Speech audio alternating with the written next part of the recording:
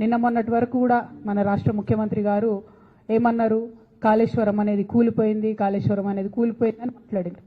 నిన్న వెళ్ళి అదే కాళేశ్వరంలోంచి ఆ కాళేశ్వరంలో ఒక భాగమైనటువంటి మల్లన్న సాగర్ నుంచి హైదరాబాద్కు తాగునీటి పథకం కింద 7,500 కోట్ల రూపాయలతో శంకుస్థాపన చేసి వచ్చారు.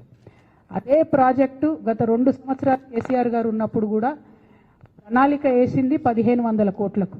కొండపోచమ్మ సాగర్ నుండి హైదరాబాద్కు నీళ్లు తీసుకొస్తే 1,500 కోట్లలో అయిపోయేదానికి రేవంత్ రెడ్డి గారు మల్లన్న సాగర్ నుంచి హైదరాబాద్కు నీళ్లు తీసుకొస్తా అనేటటువంటి కొత్త ప్రణాళికను తీసుకొచ్చి 1,500 కోట్లతోని హైదరాబాద్ ప్రజల దాహార్తిని తీర్చేదాన్ని 7,500 కోట్ల వరకు పెంచి మెగా కృష్ణారెడ్డి గారు మరిన్ని మేడలు కట్టుకోవడానికి అనుకూలంగా చేస్తున్నారన్న విషయాన్ని ఇవాళ మనం గమనించాలి.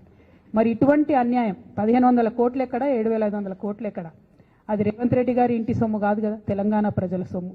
మరి తెలంగాణ ప్రజల సొమ్ము అన్యాయం జరుగుతున్నప్పుడు ఖచ్చితంగా మనం మాట్లాడాల్సిందే, ఎదిరించాల్సిందే అని కూడా ఈ సందర్భంగా నేను మన ప్రజలందరూ కూడా చెప్తూ, కంపల్సరీ ఎందుకు ఆ ఎస్టిమేషన్ పెరిగింది అనేటటువంటి విషయం ప్రభుత్వం ప్రజలకు జవాబిచ్చేంత వరకు కూడా మేము తెలంగాణ జాగృతి పక్షాన ప్రభుత్వాన్ని ప్రశ్నిస్తామనేటువంటి విషయాన్ని కూడా ఈ సందర్భంగా నేను తెలియజేస్తాను.